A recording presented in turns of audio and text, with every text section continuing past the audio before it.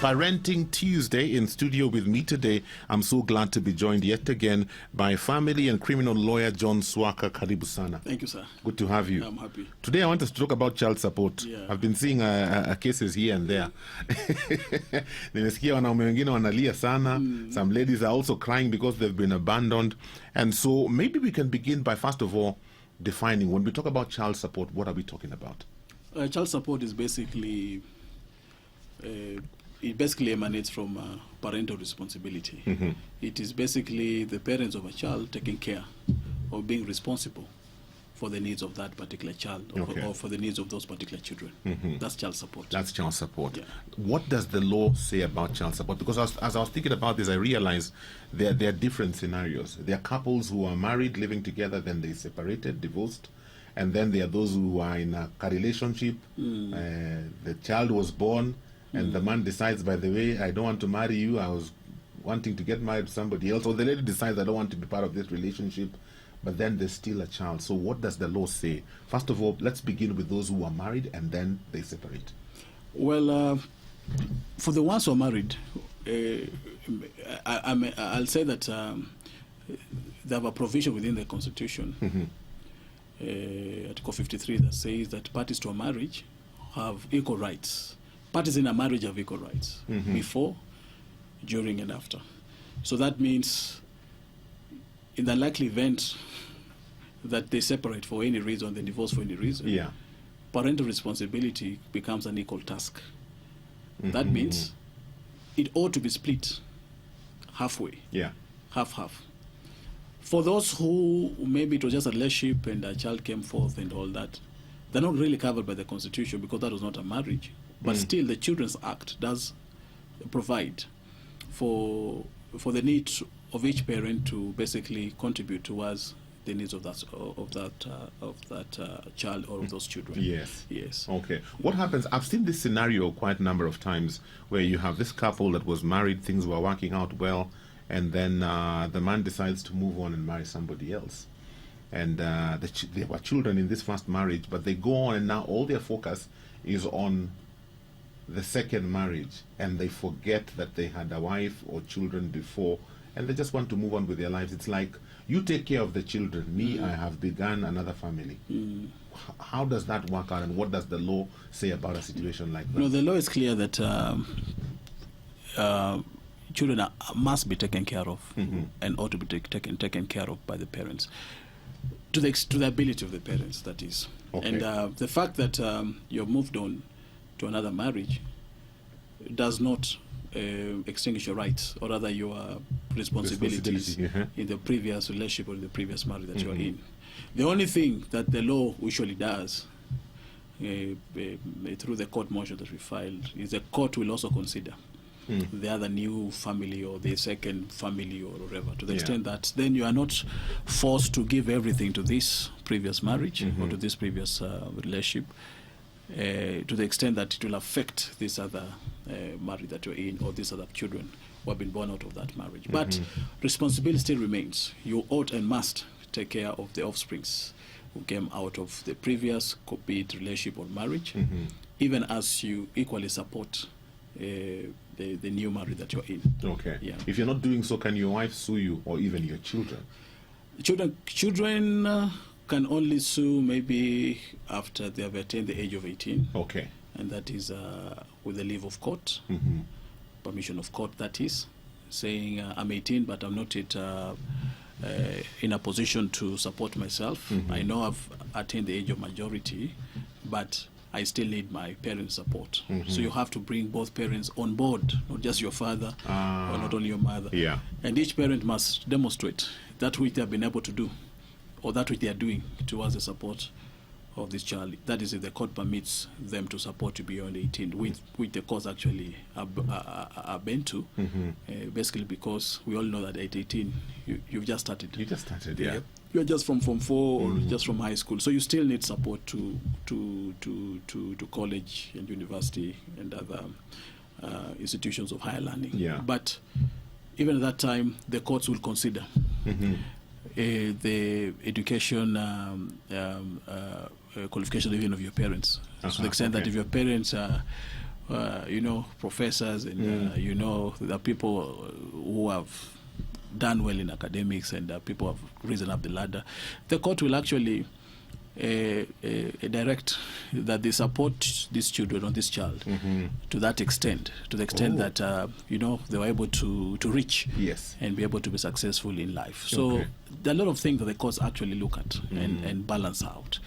And the fact that a parent has refused or has stopped supporting the previous marriage or previous offspring from a previous relationship does not stop any parent from suing in court for purposes of child support.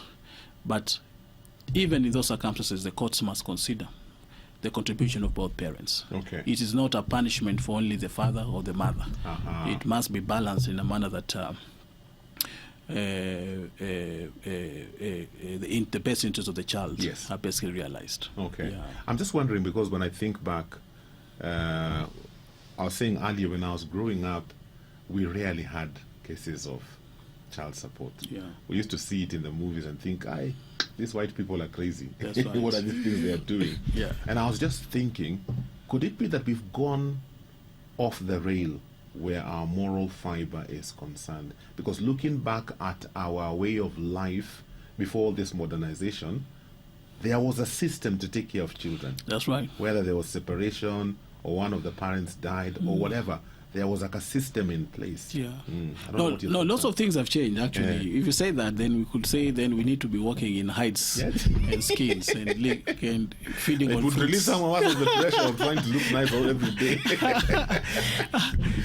We have to appreciate that the society has actually evolved.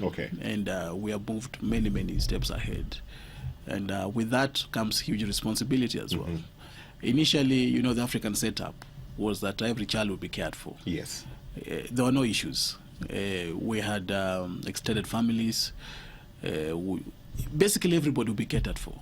The married and unmarried, children out of wedlock, whatever.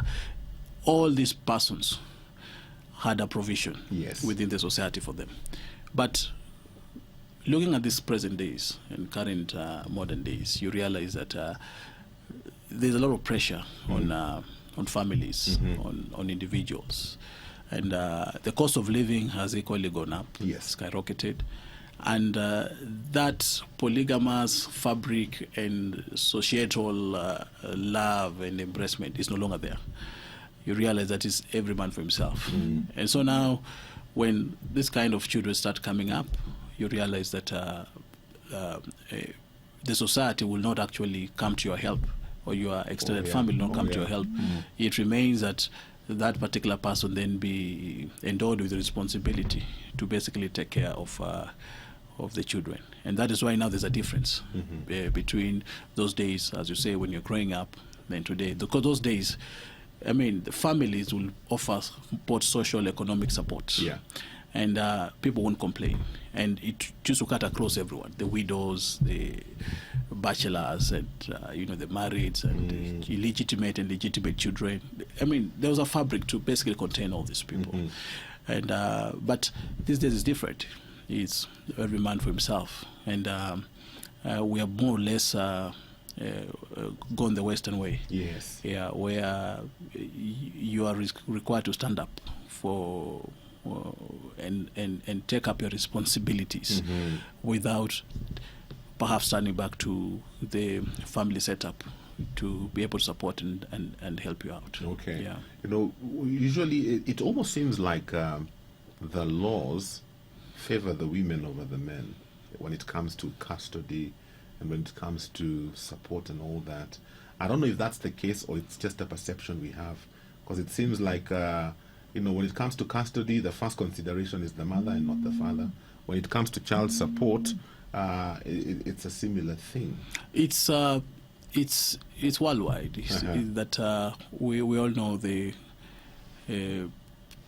bonding of a child with the mother. This child has been in the womb of this mother for 9 months, been breastfed, and so it's natural that children of tender years, custody ought to be given or bequeathed to the mother. But it's not an absolute right. Oh. The exceptions. Okay. Yeah, where it can be demonstrated that the best interest of the child will be served otherwise. Then the court or the law will not hesitate to rule otherwise. But this is just out of nature, basically, and the natural instincts that we have. That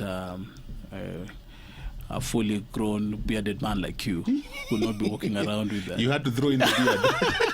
With a 2-year-old, Yeah. or rather with a 2-month-old. Yeah. I mean, a child who needs to be breastfed, who needs to be assisted and helped. But the courts will not hesitate, or the law will not hesitate to rule that in your favor if you present and convince the court of circumstances, peculiar circumstances that will actually support a father having custody of a child of tender years. Okay. But as a child grows up, Yeah. and overcomes those formative years of growth and all that, custody can go either side, depending on who is best qualified. Okay. But the trend that the court has been and the law has been coming up with is shared custody, where after every, if it's a holiday, after every 2 weeks, maybe it's a holiday for 4 weeks. Yeah. 2 weeks, father, mother. Every other weekend. So in a month, each parent will have 2 weekends. 2 weekends. You know, so it's not really absolute that custody ought to be with the mother. Okay. Yeah. Okay. Apart from being a lawyer, I know you're also a Christian and a believer. And so shortly, I want to find out your take on this whole child support thing. Looking at it from a Christian perspective. You know, what does the Bible expect us to do should we find ourselves in a situation like that? Keep listening to Family Radio 316. It's about 23 minutes before we get to 10 o'clock.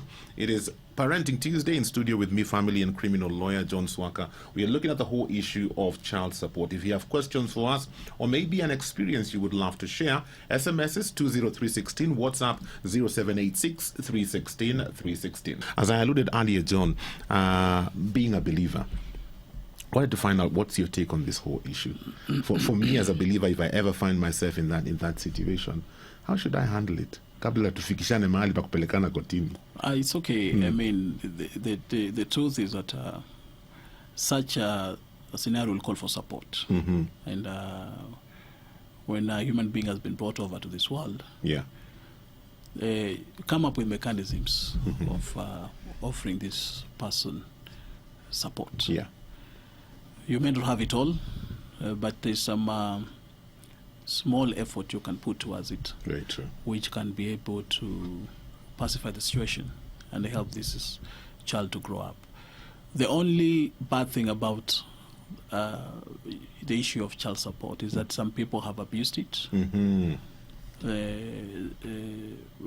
Of course, both sides of the divide, male and female. Okay. Some women have thought it is the absolute right to use that opportunity to be maintained. But you see, the child support issue is not about maintaining a man or a woman or a father or a mother. It's about giving support to a child. Oh. So the parent ought to fend for himself or for herself. Yeah. And they have to cater for their own bills. But the only merging point or meeting point is in reference to the child. To the child. Or to the children. And so the fact that as a Christian you find yourself in such a scenario, it doesn't necessarily entail. Then you take care of that man, you take care of that woman, you take care of the children, you take care of the houses, you take care of the bills. It doesn't tell that. But it would be prudent and incongruent for that person to take and support that child. Take care of that child and take responsibility and support that child in conjunction with the lady involved or with the mother involved. So parental responsibility is a joint venture. Very true. There is maternal responsibility, paternal responsibility. All these persons are responsible towards the well-being of this child. Yeah. You talked about abuse of this whole issue, and I was reading a couple of stories online. Some of them quite sad. You know, where I read one where this gentleman met this lady. They were in a relationship, and then they got a child. And immediately the child comes forth. The lady says, "You know what? Me, I just wanted a child." Yeah, want nothing to do with you anymore. Don't worry about us. We'll take care of the child. You move on with your life. Us will move on with our lives. And then a couple of years later, she takes the gentleman to court for child support. You know, and it becomes exactly what you're talking about. Not just child support. Support me and support the child. Basically, you have to take care of everything. That's see your rent. See your No, that is total abuse. And the courts have been very wise and prudent these days. Okay. That's because good. Initially the courts will be swayed into giving very draconian orders against men or against the fathers of these children. Yes. But with time, it has come to the realization that some cases are genuine, some cases are not genuine at all.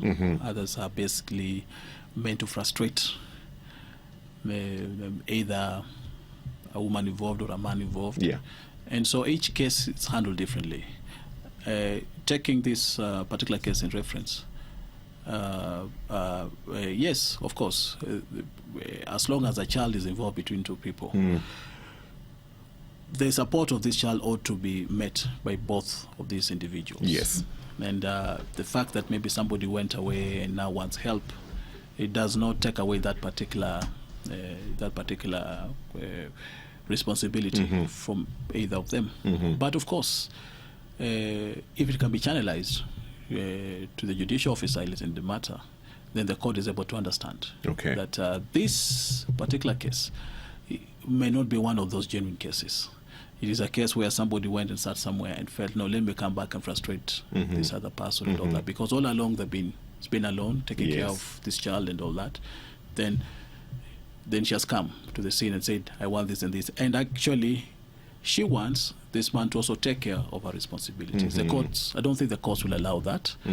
The farthest the courts can go is to look at the needs of this child and split them into two. And say, okay, you've been taking care of this child by yourself until now. Okay, you can cater for this half. The father can cater for this half. Especially if this this man, as you painted him out, has another family or other children. Then the courts will not rob one family to feed another. So it has to consider all these issues and come up with a position that does not harm any of these children.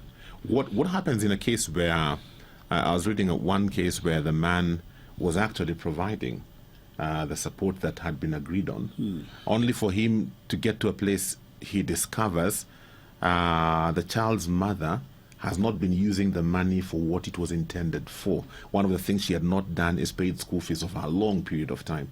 And so you had this huge bill that had accrued over time for school fees, and the man is thinking, but I've been paying school fees. So what happens in a situation like that?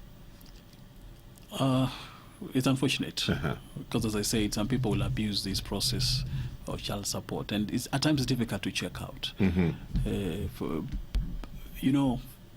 But for things like school fees, where you feel the right thing is not being done, you can take over as a parent and do the direct payments to school. The bills that can be paid directly, you can actually take care of that. You can just perhaps leave the day-to-day nitty-gritties or running of the kitchen.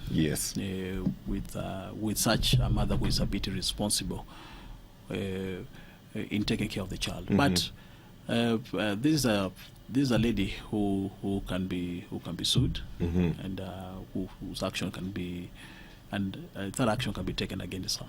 And for this kind of parent, the man I'm referring to, he ought not to give up. What he needs to do is just to correct the scenario, and now be able to engage the school directly, so that you don't punish the child for the mistakes of the mother. For the mistakes of the mother. This one says, suppose a man pays support for his child, then the lady gets another child with someone else. Will the second man also be required to pay support for his child? That's it's a good question. Because actually some people say, now you have another child with somebody else, I'm not going to support you. Once you move on, maybe you had a child in that relationship, both parties have moved on, both parties have a right to actually move on and get into whatever relationships they wish and get other children, and none of those parties should be punished by either of them because they decided to move on and get other children. Your responsibility is in respect to your child. But if the Holy Ghost touches you, you can also extend I like that. Yes.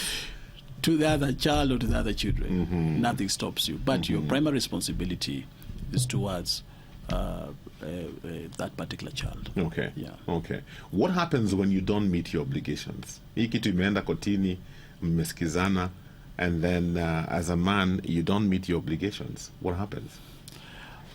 Of course, there are many reasons why somebody may not meet obligations. Yes. Yeah. It may be that, okay, right, like right now we're in COVID. Yes. And everybody understands that businesses, employments, and a lot of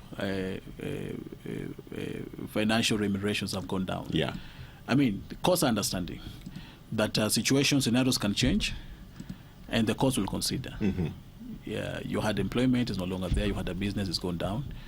There'll be adjustments here and there for purposes of maintaining these children in their best interest. So I don't think anybody can be severely punished just because scenarios changed. But where a parent has deliberately refused to support a child, or deliberately been fraudulent or cunning towards support of the child, then the laws will take the effect. The person can be punished in court. If he has properties, the property, of course, can be seized and auctioned to support the children. Wow. Yeah, he can be, imprisoned to civil jail for non-performance of his obligations. So there are a myriad of actions that can be done against such a person. Okay, so action can be taken. Yeah. What about the case of nasikia siku hizi wanaitwa baby daddy? Ati my baby daddy. Hey, this generation, may the Lord help us. Young men who have kids all over the place in the estate, they can't sit still. You know, you're barely 25 and you have 5 children with 5 different women. Can all of them sue you for child support? You can be sued by all of them. Yes. They can, in respect to every child. You can, and the more children bring forth, the more they support. I mean, it's obvious that such kind of people must be. They must be forced to be responsible. Yes. Because if they are not, then they'll continue. Yes. Wow. Yes. Nothing stops any or all of the women from seeking legal redress in terms of child support. Okay. Yeah. As we finish, are you as a lawyer seeing more and more of these cases popping up? Yes. And why is that happening? More and more of these cases are popping up, of course, and can be attributed to different things. And one of them being that people are more civilized now, or more educated, in that unlike a few years ago, or let me say many years ago, most of these women will not have redress. I mean, they'll be asking, where do we go? Where do I even begin? But now they've been empowered by the Children's Act. The Constitution is robust. The courts have been created. Magistrates dealing with children matters have been gazetted, have been trained to be able to understand the scenarios, different scenarios, and interpret every scenario according to the needs of that time. And so people feel like when I approach court, then I'm able to get some redress. Yes. But for both genders, even men. Gone are the days when you'll deny a father access or custody or anything. I mean, men are moving to court saying, listen, I admit I'm a father to this child, but I've been obstructed from bonding with this child. This child is lacking paternal bonding and paternal love. I've been contributing, or I'm unable to contribute, whatever. And the court will listen to you and give appropriate orders to have this father bond with the child, to have the child bond with the father. Children have been empowered. Now, if you are going towards 18 and you feel like your parents have abandoned you, and they are in a position, they are possible, they are capable to move you from high school to better colleges and better higher education institutions. You can move to court. Wow. And tell the court, listen, my father is this, my mother is this, and I've only attained up to Form 4, and I believe that they have the capacities. Can the court compel them then to take me to higher institutions of learning, so that at least even if I don't hit the kind of high marks they hit, I may be closer to what they are. And the court will consider and say, listen, if you guys went to school up to this level, why should you abandon your child at Form 4? So we compel you to pay school fees in this kind of institution to have this child complete his bachelor's or a bachelor's studies or undergraduate studies. So the reason why you're seeing more of these cases is basically the fact that people have been empowered, people have been educated now. Both parties are learning their rights, both male and female, and even the children. And even the children. Yeah. Okay. One final question as we finish. Last week on Thursday, I had Joyce. Joyce is a mediator at Milimani Courts, and we were talking about mediation. Is that a way that parents can take to solve such issues? Yes. That's part one of the question. And part two is, what can the church do to help? Mediation has been greatly embraced. We have mediation centers. And most of these children, actually, most of the courts, most of the courts now will refer matters to mediation. Most of the children's courts and family courts, because these are very emotional matters, and at times solving them through hardcore fighting in court. At times leaves parties bruised, and the children more affected. So what the courts have turned to do is basically to set up mediation centers with qualified mediators who will look at all the issues and be able to go through with the parties, and the parties will be able to embrace them in a manner that does not hurt them, does not leave them emotionally scourged, and also in a manner that turns out to be in the very best interest of the children. And from a Christian perspective, this is the way to go. People don't need to be ballistic over this. At the same time, we don't need to be selfish, and we don't need to abuse this process. Once a child comes to this world, of course, people can sit down, and in the event that they are unable to see eye to eye or to agree, then we have the help of mediators, professional mediators, equally of the help of the church, just as you said.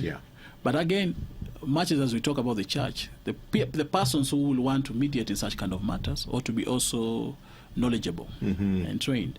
The very fact that I'm born again does not qualify me to perhaps be able to mediate in these matters. I may be doing it from the best of my heart, but wrongly. You understand? So the church should seek to have trained persons or to train their own personnel in these areas, because the family is the basic unit of the society, and we end up actually meeting all of us in church.